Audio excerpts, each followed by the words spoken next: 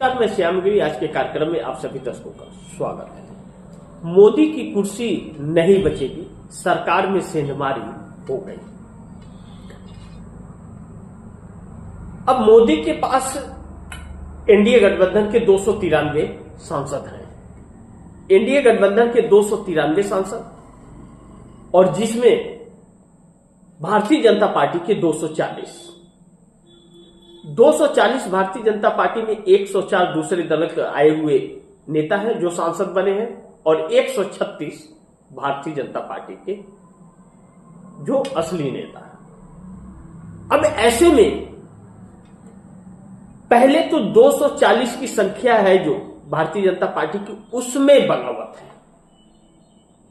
उसमें आरएसएस के कौन है, भाजपा के कौन है, मोदी के खेमे के कौन है, योगी के खेमे के कौन है, अमित शाह के खेमे के कौन है, इसमें बड़ी रंजिश चल रही है और यह रंजिश इन्हें बड़ी भारी पड़ रही है। पहली चीज कि घर में तोड़फोड़ और घर में टकराव है। तो जब अपने घर में टकराव है तो कुर्सी कैसे बचेगी? कुर्सी बचना बड़ी मुश्किल हो रहा है। दूसरा, सरकार में सेंधमारी। अब चाहे एकनाथ शिंदे हो, चाहे वह चंद्रबाबू नायडू हो, चाहे वह जयंत चौधरी हो, अनुप्रिया पटेल हो, चाहे वह नीतीश कुमार हो, चाहे जीतन राम मांझी हो, अब इसमें कौन किसके साथ है यह बड़ी महत्वपूर्ण है। चंद्रबाबू नायडू की नाराजगी इतनी बढ़ रही है मोदी के साथ कि चंद्रबाबू नायडू की नाराजगी समर्थन वापसी तक पहुंच रही है और इंडिया की सरकार बनाने तक पहुंच रही है। चंद्रबाबू नायडू को बदनाम करने की कोशिश भारतीय जनता पार्टी ने की, उनके साथ धोखा करने की कोशिश की और चंद्रबाबू नायडू के दुश्मनों से दोस्ती कर रहे हैं तो चंद्रबाबू नायडू उनके साथ कैसे रहेंगे? पहला रीजन।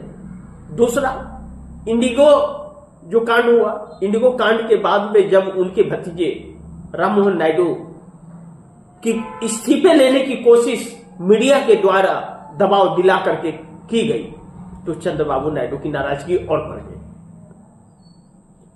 वाईएसआर जगनमोहन रेड्डी के नजदीक खसकते जा रहे हैं। अब चंद्रबाबू नायडू पूरी तरह से कांग्रेस के संपर्क में आ गए। बार बार रेवंत रेड्डी, डीके शिवकुमार इन लोगों से मिल रहे और अखिलेश यादव भी वहां तक पहुंच गए। अब तो ऐसे में नीतीश कुमार सीएम बन गए, गृह मंत्रालय भाजपा ले ली, स्पीकर का पद ले ली, फिर भी उन्हें तोड़ने की बार बार कोशिश की गई। तो अब नीतीश कुमार ऐसा झटका दे रहे हैं कि न बिहार बचेगा न दिल्ली, यानी कि एनडीए गठबंधन भी जो है वह भी टूटता हुआ नजर आ रहा है और मोदी की कुर्सी भी छिनती हुई नजर आ रही है।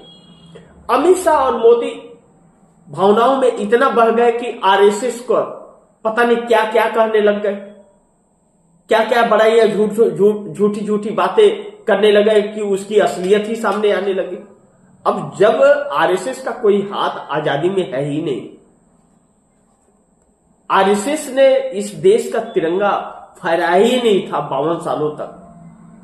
आरएसएस वंदे मातरम को कुछ जानता ही नहीं, तो आप आरएसएस का गुणगान गाओगे तो यहां इस देश में जानने वाले लोग सब अनपढ़ तो नहीं है, सब अनभक्त नहीं है, तो सच्चाई देश के सामने आएगी। तो जो नहीं कमियां आरएसएस की जानते थे लोग वह भी जान गए और मोदी की अय्याशी की कहानियां जो नहीं जानते थे वह भी जानने लग गए। अब वह अगर झूठ है तो मोदी जी उसे सही साबित करें कि सही क्या है, उस आदमी को उठा करके जेल में डालें। तो साहस नहीं है, क्योंकि सच तो आईने की तरह सच होता है। अभी इन दोनों पचड़ों में फंसने के बाद सरकार बचेगी कि नहीं बचेगी, कुर्सी कैसे बचेगी? जब सरकार ही नहीं बचेगी तो कुर्सी कैसे बचेगी? अब इस बात की चिंताएं सताने लगी है। कांग्रेस जिस तरह से ऑफर सबको दे दी है कि भाई आप लोग एक पूरे इंडिया गठबंधन को और बाकी लोगों को कि आप लोग 172 के आंकड़े को तैयार कर लीजिए और 100 सांसद, हमारे 101 सांसद है वो मैं आपको दे दूंगा, आप लोग सरकार चलाइए। कांग्रेस ने एक ऐसा रास्ता साफ कर दिया कि कोई वही नहीं है, झंझट ही नहीं है। कांग्रेस अपना पीएम बनाने को तैयार नहीं हो, बल्कि आप ही लोग बन जाओ प्रधानमंत्री। तो अब शरद पवार के ऊपर मोहर लग रही है। तो शरद पवार के ऊपर मोहर लग रही है तो महाराष्ट्र एकजुट हो जा रहा है, और कोई भी अगर एकजुट हो जाएगा तो मोदी की राजनीति वही उसी दिन खत्म हो जाएगी, क्योंकि मोदी की राजनीति ही फूट डालो वाली है। तो अब महाराष्ट्र शरद पवार के नाम पर एक हो जा रहा है। जिस एकनाथ शिंदे से उद्धव ठाकरे की लगातार दुश्मनी थी वह एक हो जा रहे हैं। ऐसे में नरेंद्र मोदी की कैसे बचेगी सरकार, यह एक बहुत महत्वपूर्ण है। दूसरा, एक ऐसी परिस्थिति में देश है कि यह देश अब मोदी से तंग आ गया है, अमित शाह से तंग आ चुका है और इन लोगों से दूरी बनाना चाहता है।